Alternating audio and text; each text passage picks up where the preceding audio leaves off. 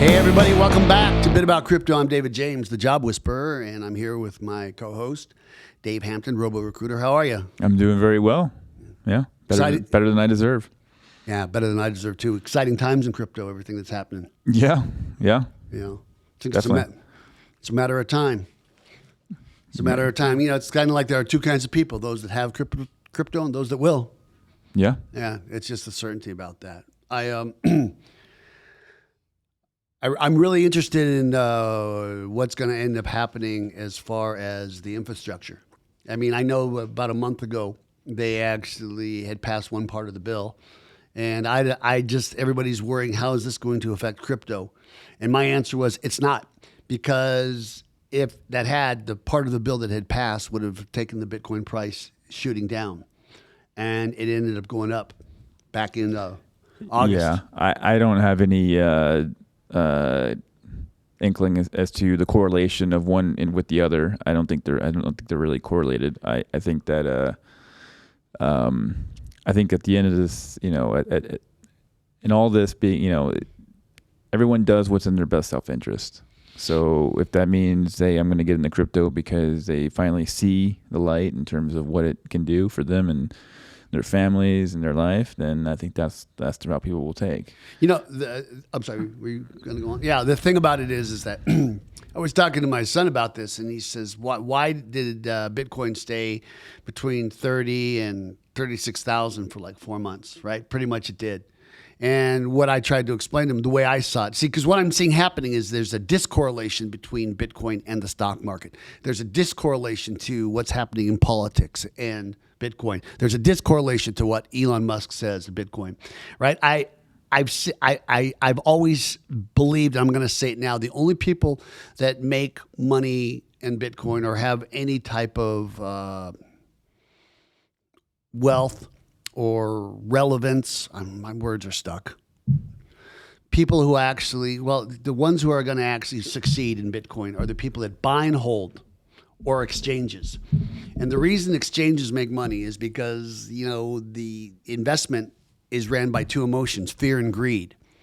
And when Bitcoin went up to 64,000, right, in February of 2021, a lot of that was based that people were buying, they were speculating on margin, right? They were putting up their Bitcoin collateral and they had more.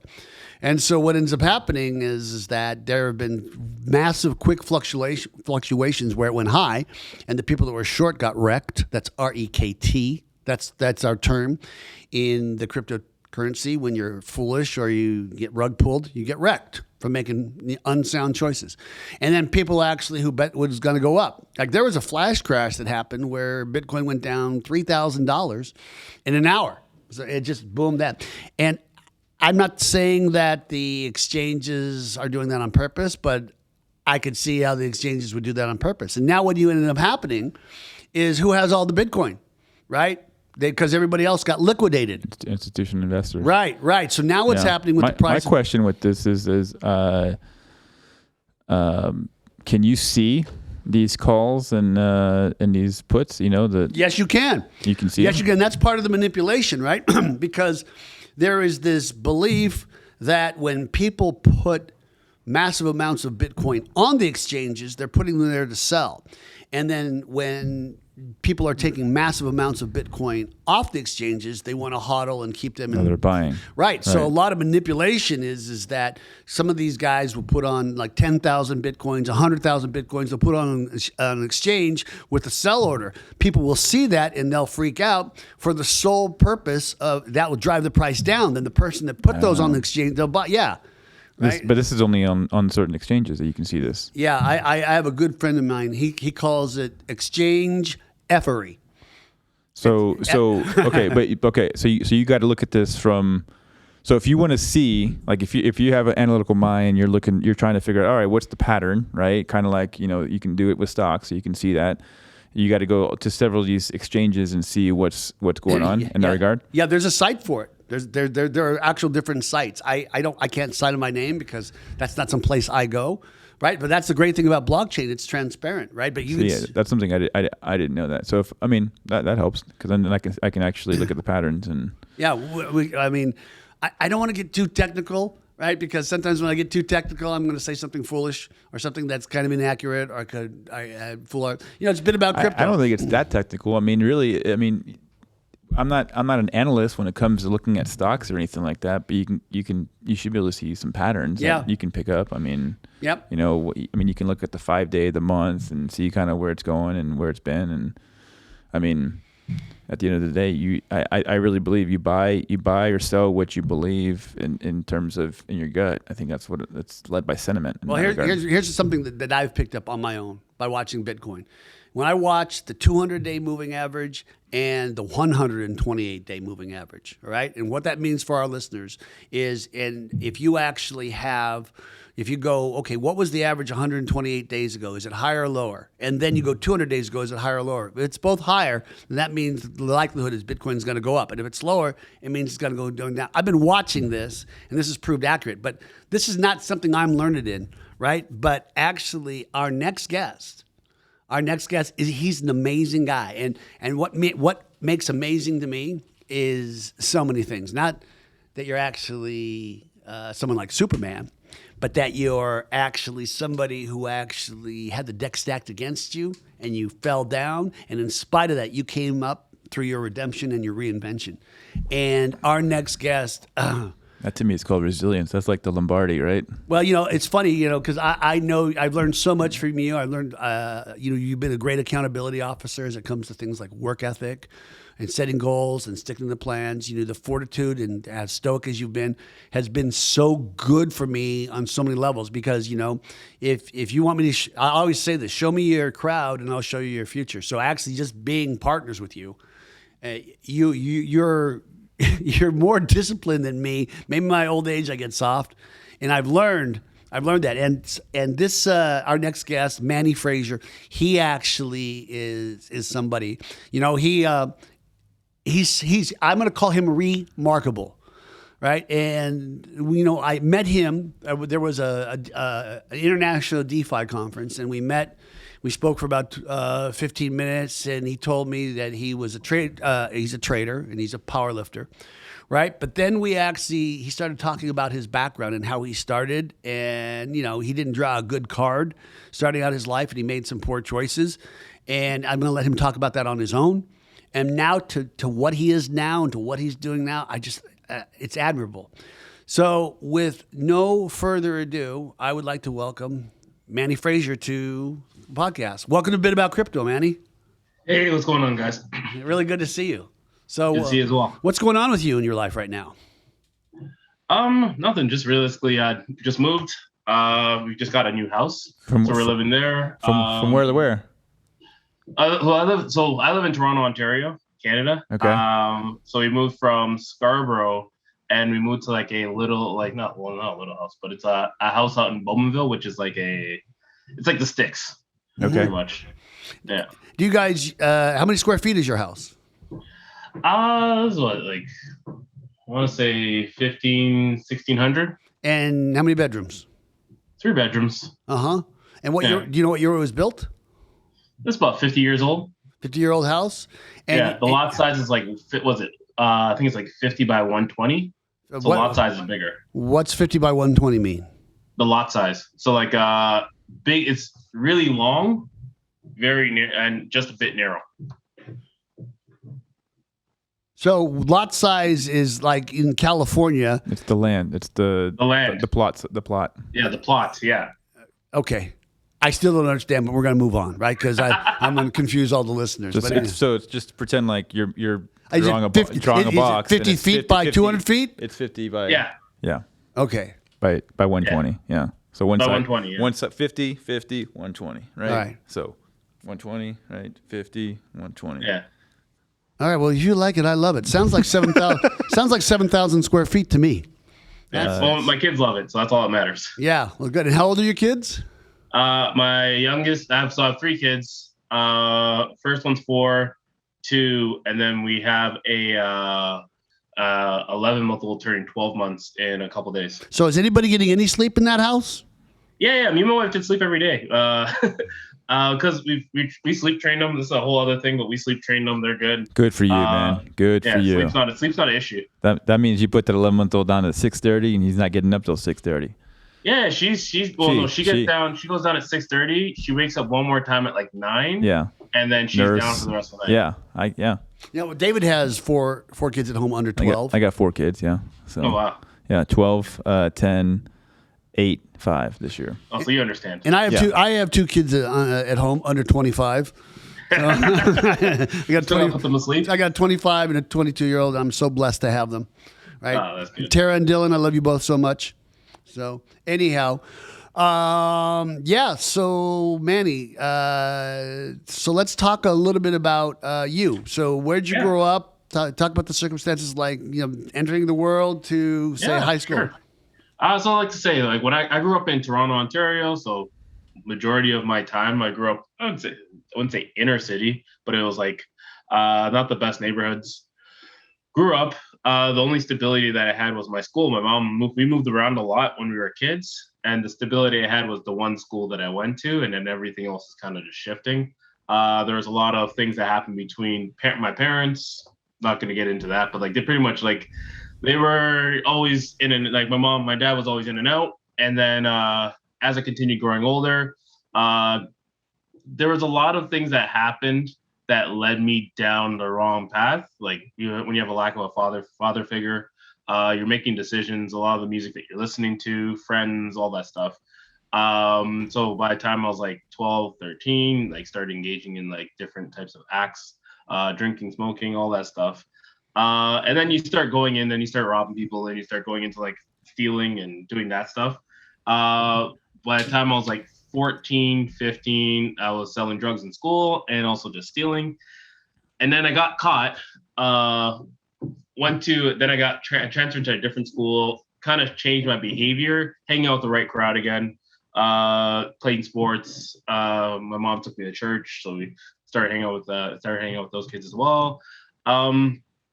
Then as I progressed into my adulthood, like my preteen age, that's where it kind of got shifted again, because I was going to school. I dropped out of school, and then I just started working.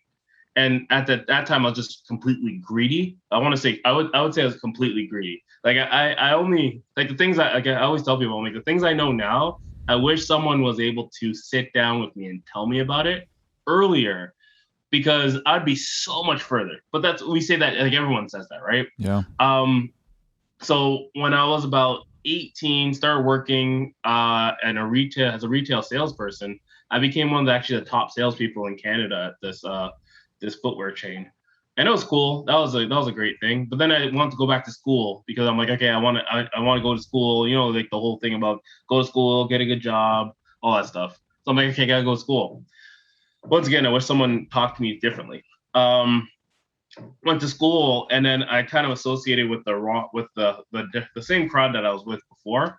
Like birds of a feather flock together. You're talking about the bad influence crowd. Is that what bad you're saying? Influence crowd. Okay. Yeah. You find these people, right? Like no matter what. Water falls to its own level. They tend to find you if you're not careful, kind of thing. Yeah. Exactly. Right. Like I'm already smoking. I'm already drinking. I'm selling drugs in school, and I'm like teetering on either side. Right. Like doing a little bit of column A, doing a little column B. You're a good guy, but you just can't shake that bad boy edge. Susceptible to these things, right? Yeah. Exactly.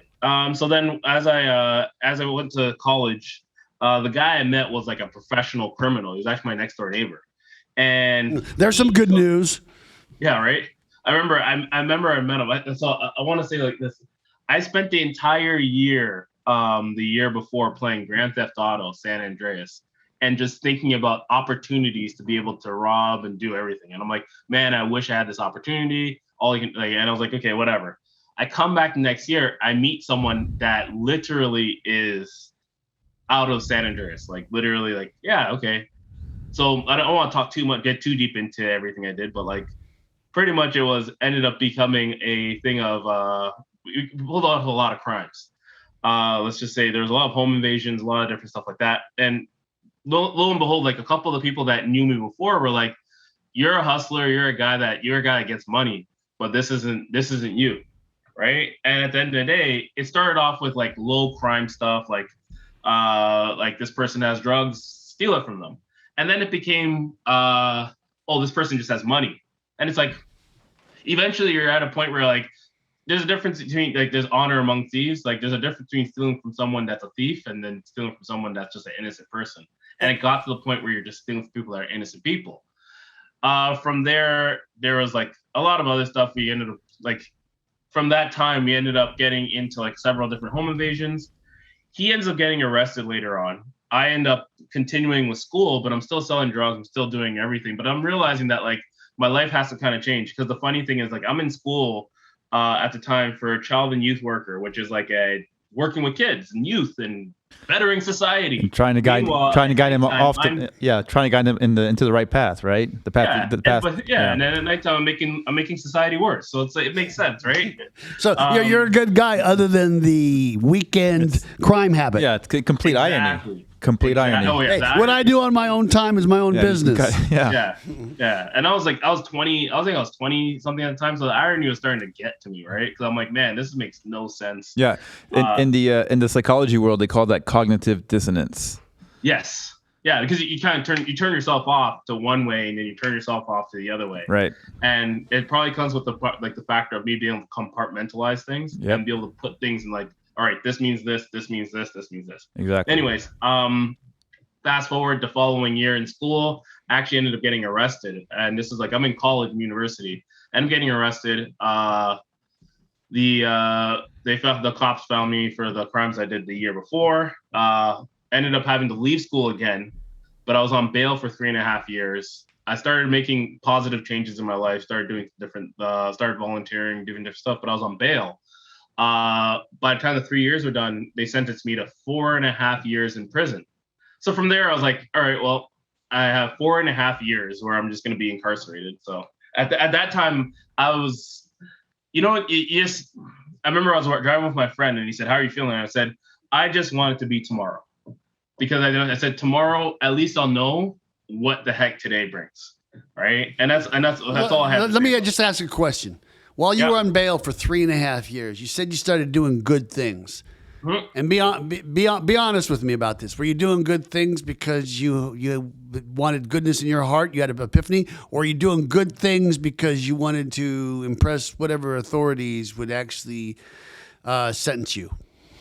It's actually it was the first. Like I actually wanted to do good things, right? Like the funny thing, like after that year of like where I just went straight like dark side, I like to say that. I threw a charity barbecue, and everything that I had, I donated to that barbecue, and then I gave all the funding to that barbecue to kids that were in my neighborhood to get them to youth camp. And so genuinely, I want to. Wow. Yeah. And it's I know it's one of those things where you genuinely like, I need to change my life. And it's like, you have these opportunities where they come up in your life. And it's like, you're like, I'm the type of guy who like, I will take risks that are very big, but the risks that I was taking at the time when I was 20, those were dumb risks. Those weren't helping me. They're not asymmetric positives. Yeah, they're not high reward. Yeah, exactly. Like there was like, and the reward in itself was like, it's just fast money, but it's like, it's stupid, right? And it kind of all lingers around the same thing. I could have like easily said, no, I don't want to do that. But at the end of the day, it's like, well, what's the worst thing that can happen? You take some liquid courage, you go. So after I got arrested, after I went to prison, I spent 4.5 years incarcerated. I went from maximum security prison for 6 months, medium for 1.5 years, and then I got denied parole because they said stop. Yeah. And so in California, in the United States, I think every United States except for Alaska, you actually when you go to prison, you actually segregate by race. Is it the same thing in Canada? No, it's all, they don't care about that. Okay, so how was your behavior in prison? Behavior was like it was not bad. Well, obviously, because you went from max to medium, so obviously it was good enough. It was good enough to get me out. So actually, let's say that my behavior was great. Actually, I should say that my behavior was great. Like as far as an inmate standard could be. When it got time for parole, this is how messed up our system is. Because my behavior going into prison was good. Okay. I did all my testing, and they said you don't need to do any sort of there's no correction. So just spending time. So there's no program. So because you had no vocational or any of that stuff, they said, yeah, this guy doesn't get it. He's lazy. He's lackadaisical. He continues to have. It's not that. It was literally the because of opposite. the fact that there was like they call these corrective programming, right? So when they put you when you get incarcerated in Canada, they have these corrective programming where, let's say for instance, you're an alcoholic, right? They're gonna do a drug abuse program. So if you're a violent offender, then you're going to do a violence program.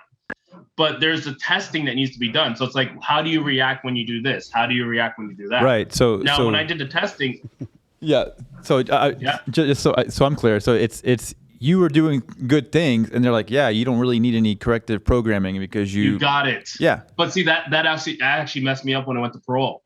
Because then they're like, oh, you didn't do any programming. programming. Speak about that. Yeah. Speak about that thing, right? Yeah. So I'm gonna tell you about that. So what ended up happening as it led up to parole, I was actually on something called UTAs. So I was actually going to like doing scared straight stuff, right? Like what is the acronym UTA? UTA is it's like a temporary release with the guard. Okay. Chaperone, right? All right. Got it. I'm with the prison guard, going to like group homes, going to high schools, and talking to kids. Right. And it's like, wow, this is amazing. This is on my record. It's like, okay, I may get out. No, they didn't care. It's like, how can you send me out to go talk to kids and tell them about like my story, what I did for a positive reaction, and then tell me I haven't changed and the same person? And like, well, you didn't do any programs. So because you didn't do any programs, then we don't feel. And the funny thing is I had a job lined up. So getting out, I actually had a job lined up in the community and the boss actually knew it was a friend of a friend. I had a place to live with my parents, obviously. It was stability. There was stability, and everything they said at the end was like, well, you haven't really corrected yet. And it's like, okay.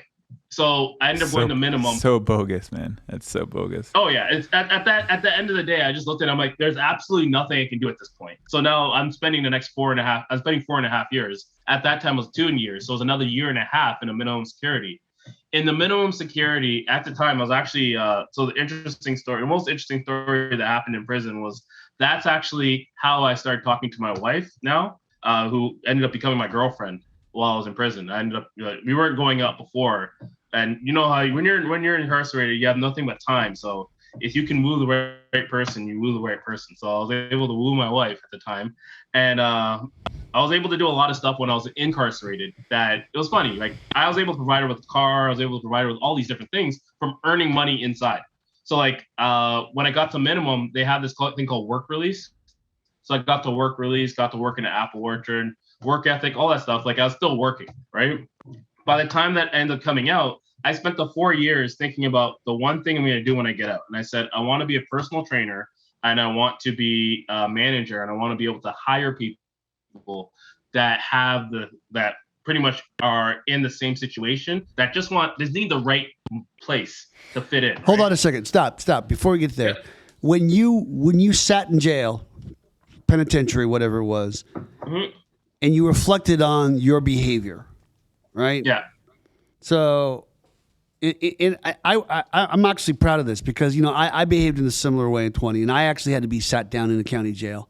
And I really looked around and I said, if you keep behaving this way, these are going to be the colleagues of your life, right? If you continue to behave this way, then lower companionship will be your bedfellow, right? Yep. That's just what it's going to be.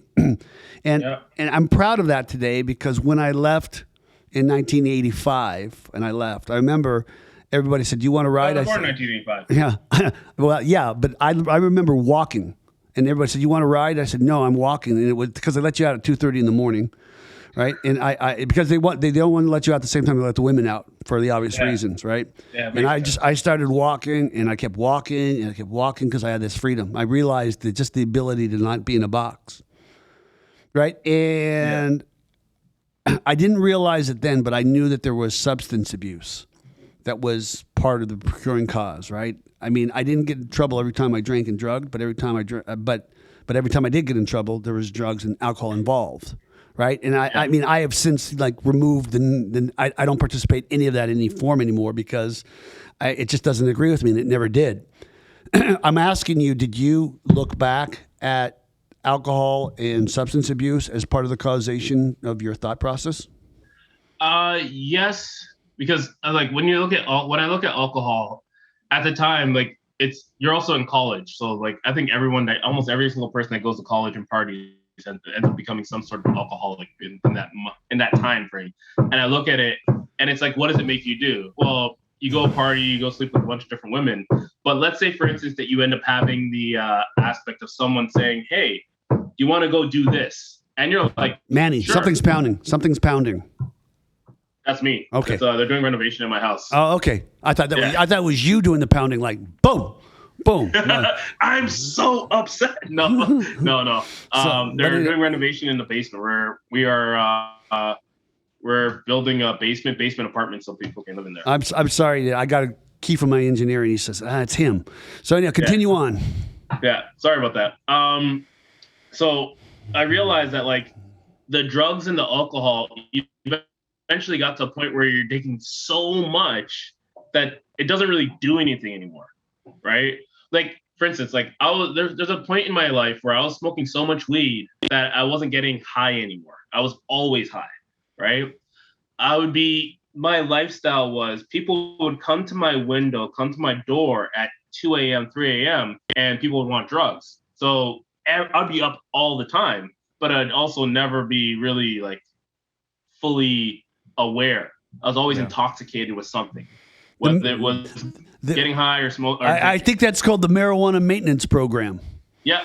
Oh yeah, because essentially at a certain point you're like, you need it, right? I wake up in the morning, I smoke. I go to sleep at night, I smoke. Middle of the day, I smoke. I go to work, I was functioning. Sounds like you and Snoop and Dr. Dre would just get along just fine, right? Oh yeah, smoke weed every day. Yeah, well, the Chronic 2000. That album was an amazing album for me. I bet it's a good album in itself. Based on this part of your resume, I bet. On this part of my resume, yes. And when you look at it, it's like that entire time in my life, I literally was just doing that. So tell me how you reparented the idea about ingestion of alcohol and drugs into yourself.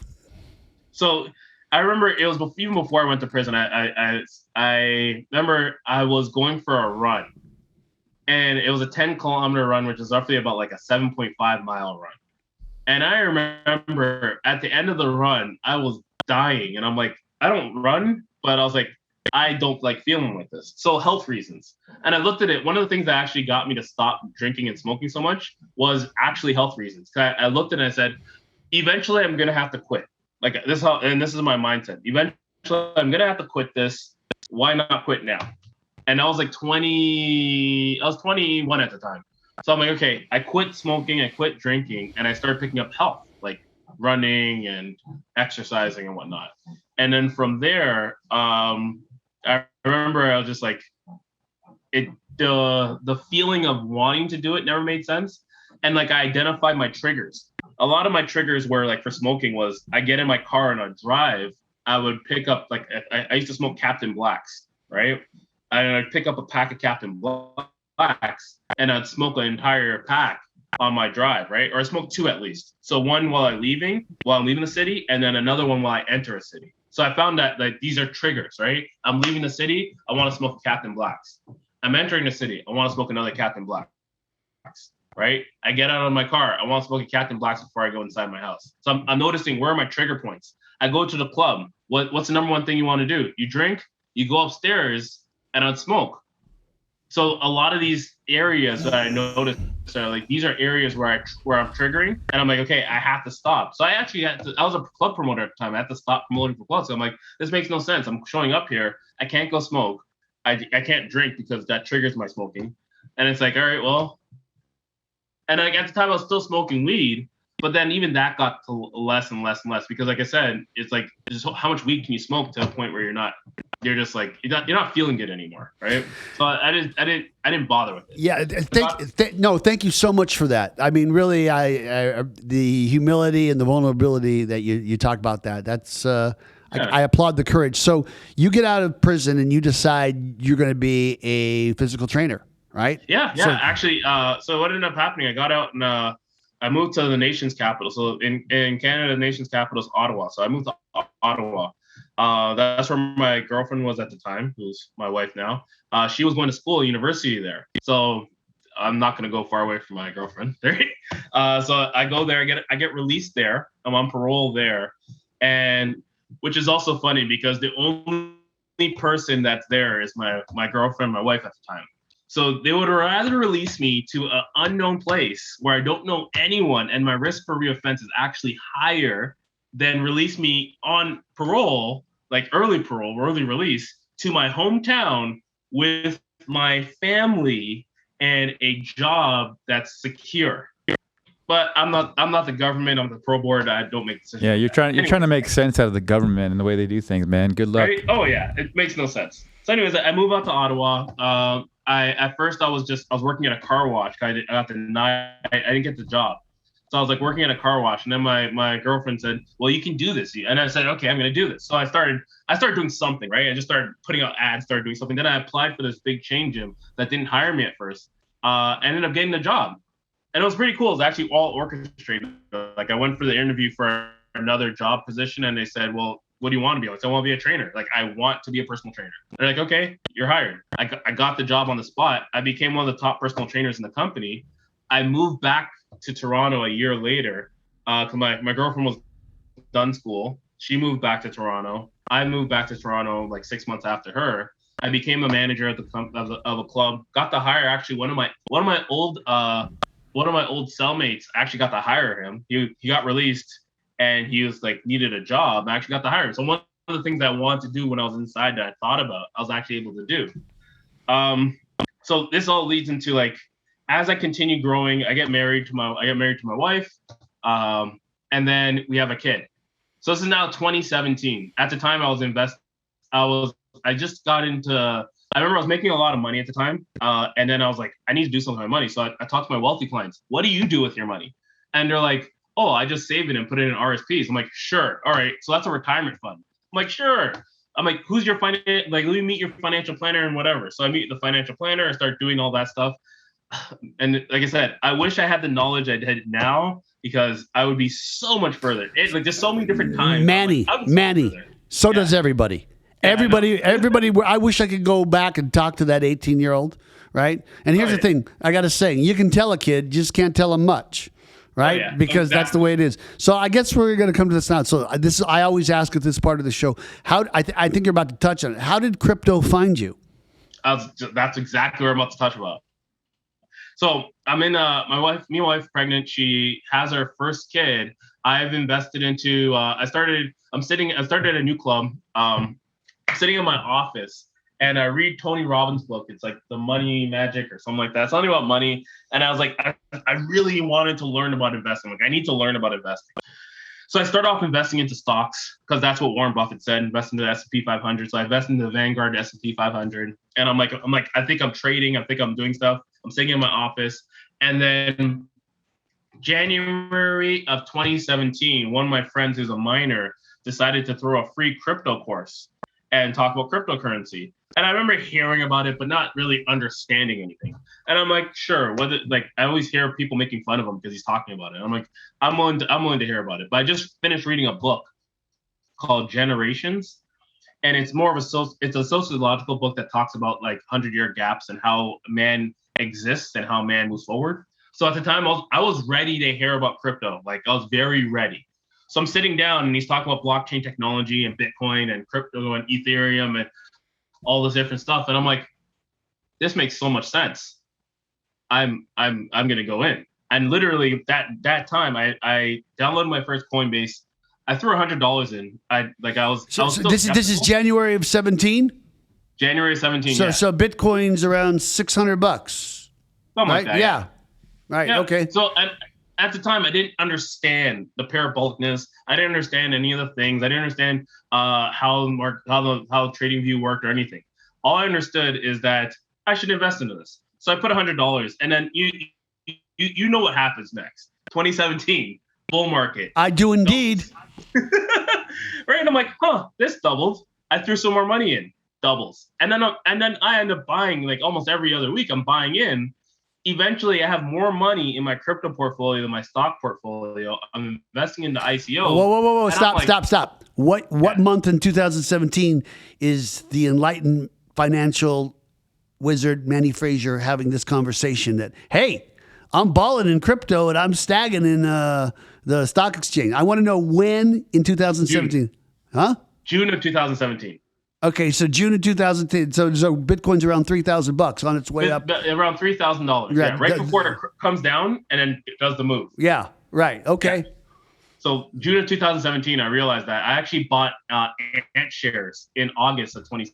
So you've 30x'd on your first $100 purchase. Pretty much, yeah. Yeah. Okay. And then also, like, if you think about it, like, I bought Ant shares at $4, and that weekend it turned into Neo and shot up to $50. And I'm like looking at crypto, I'm like, wow, this is next level. But the thing is, I still didn't understand anything, right? And the people I was trading with, the people I was investing with, they were emotional. And I know this now.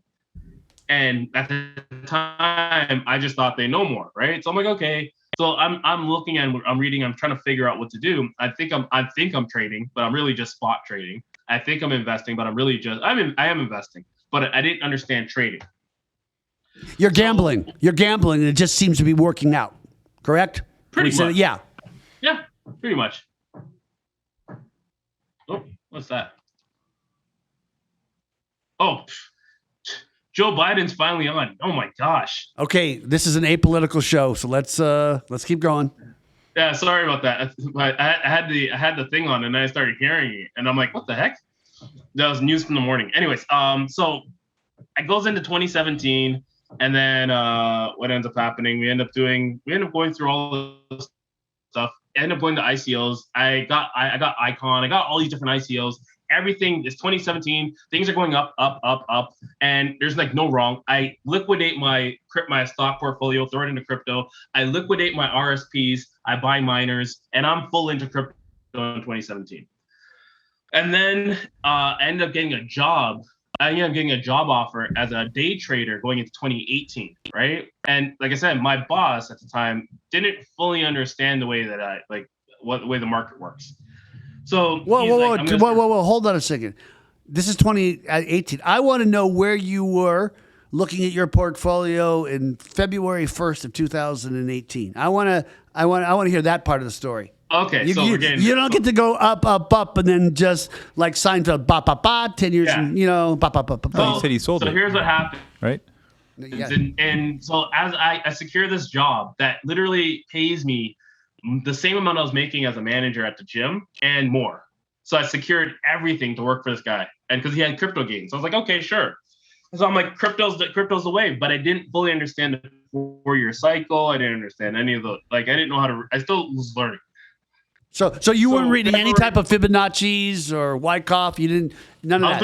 I was doing naked charts. Okay, got it. Right, I was doing naked charts, and I was like, okay. And I was a bit understanding, like the things So for our audience, when what he's doing is he's doing naked shorts. He's putting up all the cash assets that he has because he's certain that this is the way. It's a form of Russian roulette. I just want our audience to understand what a naked short is. Go on. At that point, yeah. Like I even for instance, like Cardano. I bought Cardano at 10 cents and sold it at $1.30, and just because it wasn't Bitcoin, right? And it's like, okay, sure. And this is like going backwards to like 2017. So I saw Cardano, I'm like, buy. And then it just something about that, when I analyze it now, it makes sense, but something about that time made no sense. And it's because in January, everyone was so euphoric. And I was euphoric too. And everyone was hanging around with it. It was like a party. And then in February of 2018, I started working for the company, the crypto company. And everyone said the same thing. It's just a little dip. It will come back up. Don't worry. Okay. I bought some more miners. I offloaded some more stuff. We just recently, we were getting ready to move. We just took a vacation. My wife gets pregnant again. We took a vacation to Cuba. We do a bunch of other stuff. I'm working for the company. Now, the funniest thing that happened was that as 2018's going, the crypto market and that company were tied and synonymous. So you can only imagine that the emotions in that office as the market continued into 2018. As the market continued going down, it's like, okay, it should eventually come back up. It should eventually come back up. It should eventually come back up. And at the time, I'm learning from Tika Tawari about like everything. He's talking about like, oh, just the market will retrace. The market will retrace. But once again, talking from an investment point of view, not a trading point of view. So at the time, I'm doing trading and investing. We had a couple good months, but a lot of the months were bad because everyone was spot trading. So there's an issue right there. Hold on a second. Hold on a second. I want to talk to my audience. So Tico Tawari, he's one of these guys who says, I called this, I called that, right? Yeah. But you got to pay him money for his selections, okay? I've never trusted him. All right. I mean, I don't like people that actually have those models. And if you're new in Bitcoin or new to crypto, like most of the people in this audience are, don't call people up and pay them to actually tell you how to invest. Period. No, it's true. Right. And I'm on Clubhouse. I do a podcast. I do so many things. I tell people, I'm like, listen, everything I do is for free, because at the end of the day, there should be information going out. Right. When it comes to like more advanced stuff, yeah, that stuff paid. But so someone's just telling you to buy something, that's not like, I'm not telling you anything special. Like, go look at this coin and do your own research. Okay, thank you. Okay, so come back. So you're working at the firm, right? And you know what? It'll come back up. It'll come back up. It'll come back up. And to Tico's credit, from an investment point of view, he is correct. It will come back up. Bitcoin has always come back up. So has the stock market, right? If you can wait, if your $20,000 per Bitcoin investment that went down to $3,000, and you can wait 2.5 years at $3,000, and it went up to 64. So he wasn't wrong. Yeah. Right. So he was not wrong, but imagine now running a company as the and so here's the next problem. Imagine running a company and all the money is in Bitcoin as it's going down. Yeah. So basically your asset is depreciated by 85%. Yeah, your asset's depreciating and you're paying people by 85%. Yeah, and it's like, and eventually it got to a point where he's like, if the market doesn't turn, I'm gonna have to either like everyone's gonna have to take work for free, or like we're gonna have to shut down the company. And it's like, well, I guess this is it. So, anyways, that's August of 2018. Okay. Yeah. So then what happens with your crypto life then, and how you start making a living to present time? So I'm still in crypto. I'm still investing. I'm still mining. But in terms of cash flow, the one thing I realized, like I wrote some articles and I wrote some things during that time as an investor, just sitting there and having time to think about this. And I'm like, the one thing I need is cash flow. I need a lot of cash flow, so I'm not touching my investment, because that's the number one issue. It's like I realized that I'm like, if I don't have cash flow coming in, then I start touching my investment, and then when I start touching my investment, then if the market's going down, it's pretty much you're reduplicating. So I have a lot of years experience physically training people. So I'm like, I want to start a new career, but I'm like, you know what? I'm not going to get paid anywhere else that's going to pay me like a physical trainer. So I just went back to doing that for cash flow reasons. Fast forward, so as we continue into 2018, I get back in the gym. I continue working out, but I'm still investing in dollar cost averaging into cryptocurrency. But I said, I need to learn how to trade. I need to learn how to read the charts. I need to understand more about what's happening, because I just got rocked.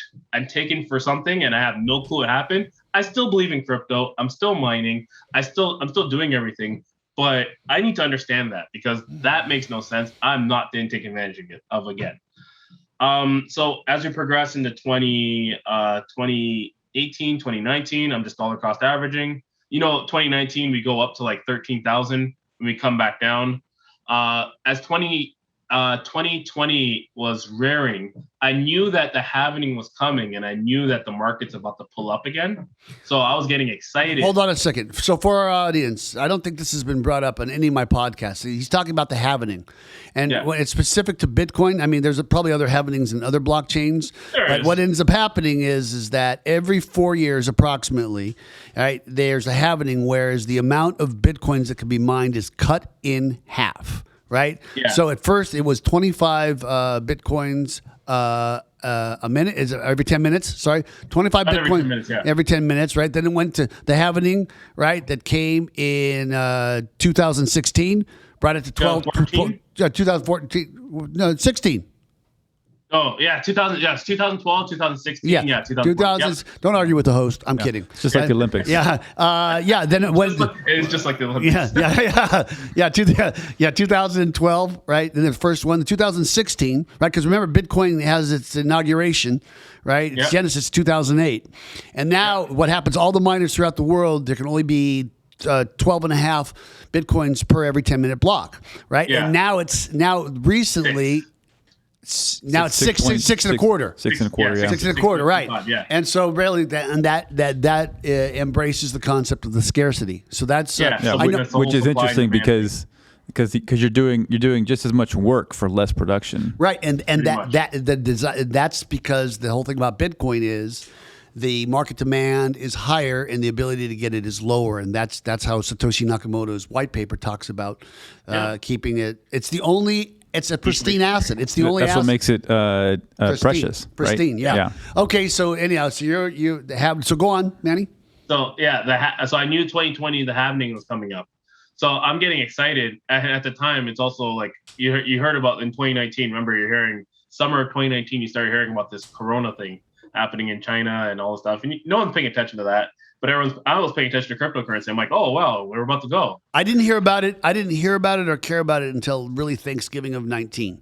It was happening someplace else. Yeah, and that's how I saw it. In 20, I remember summer of 20 because I was still I was a trainer. So you're always reading health articles and hearing about stuff. And I remember it coming up, but it was not something to think about.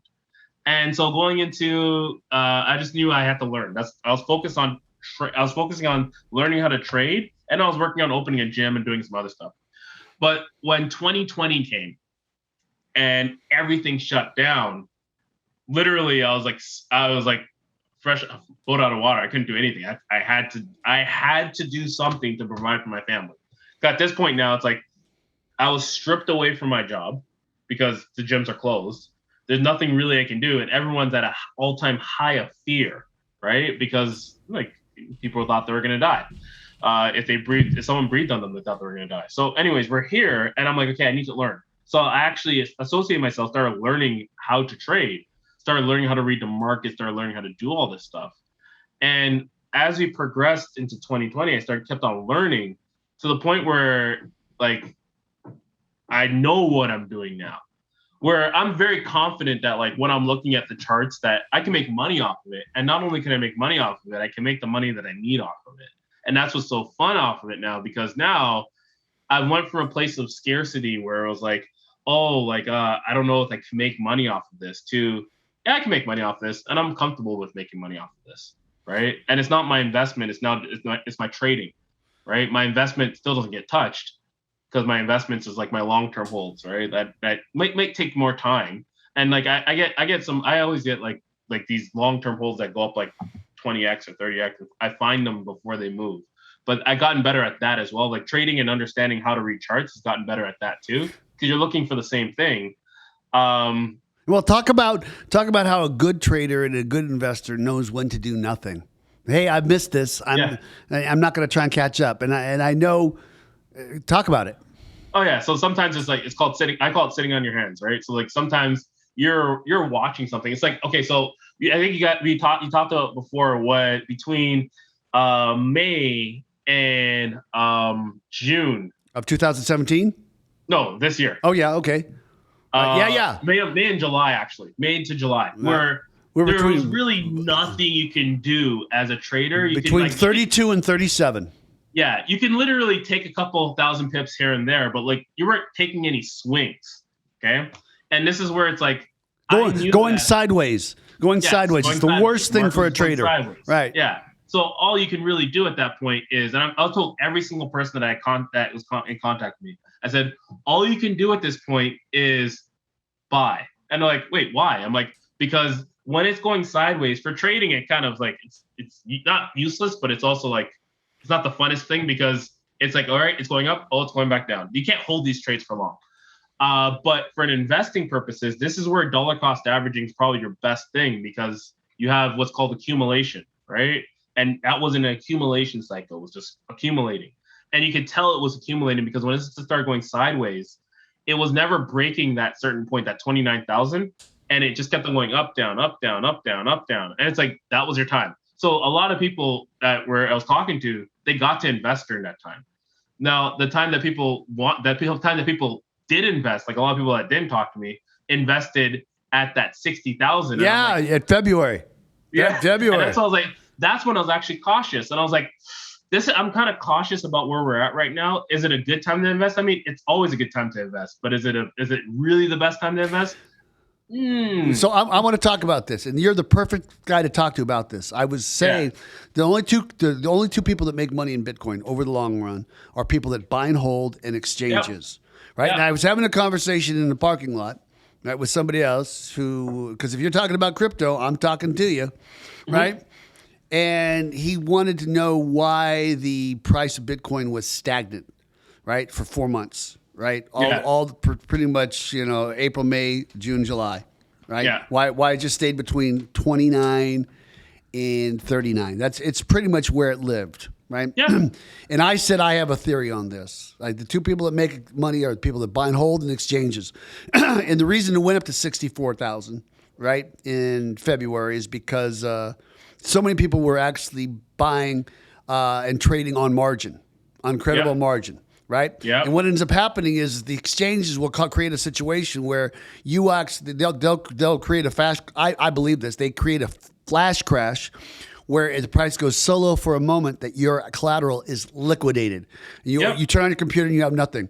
And whether you're shorting Bitcoin and it goes up, right, you get liquidated, or whether you're long on Bitcoin, it goes down. So now we have a situation where all the people that were pushing the price up artificially to 64,000, they're gone.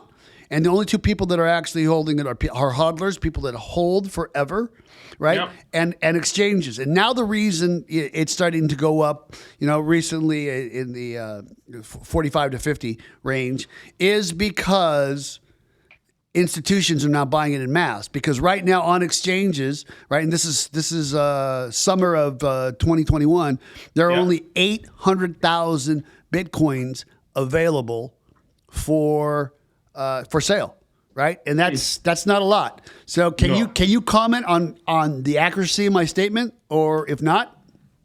Yeah, no, it's pretty accurate. At the end of the day, most people, 70-80% of people fail at trading, and this is why I said I had to learn. I said there's 20% who are successful, and that's like for me, that's how I see it, right? I'm like, what are the 20% doing? What do they know? You want to know? It comes down to patience. You know what the same analogy is? Professional poker. Yeah.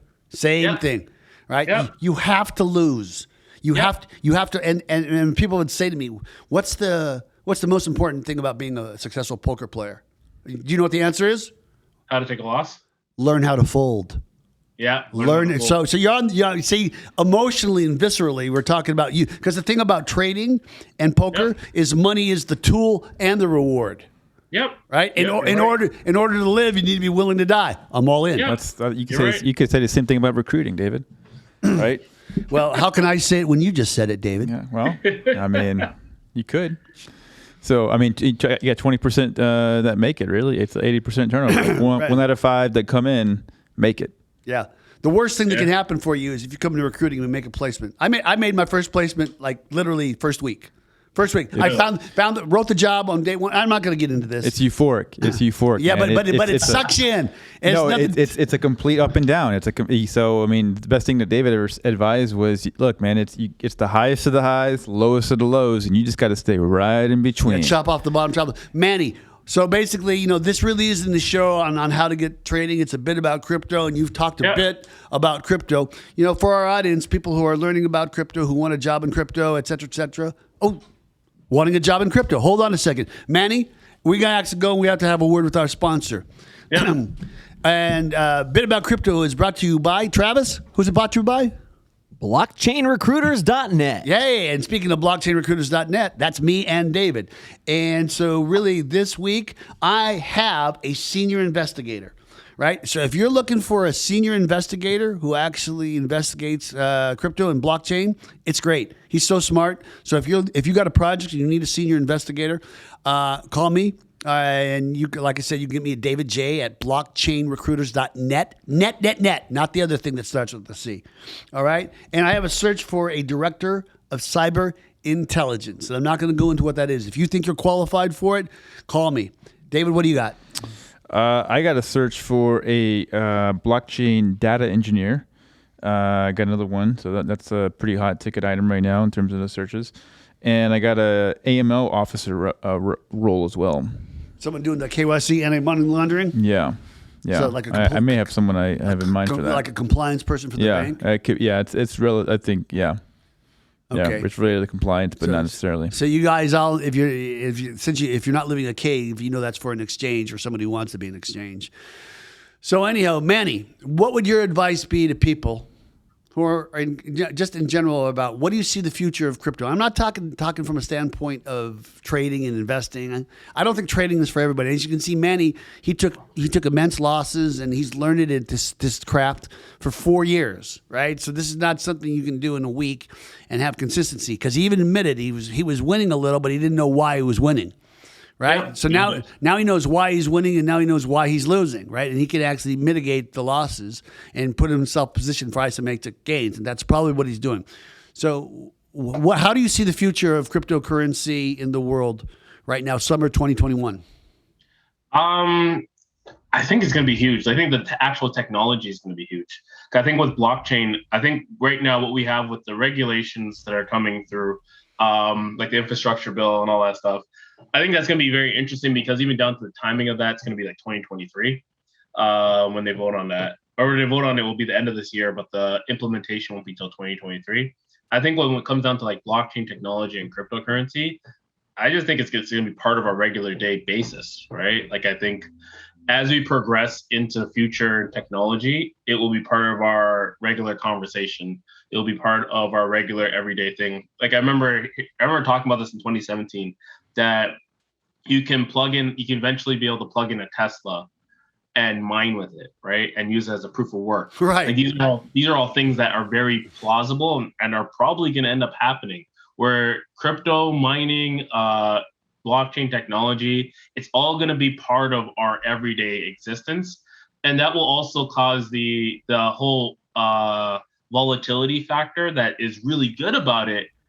Well, I think a lot of the volatility will end up leaving as we continue with regulations, because the volatility is what makes it fun. But then when there's no real volatility, it's not as fun. It's still fun. I mean, like there's still going to be volatility somewhere.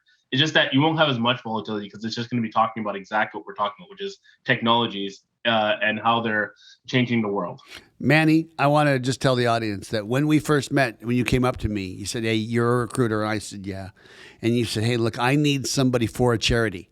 Right. And so I don't feel like you actually are fraudulent. I believe you were that.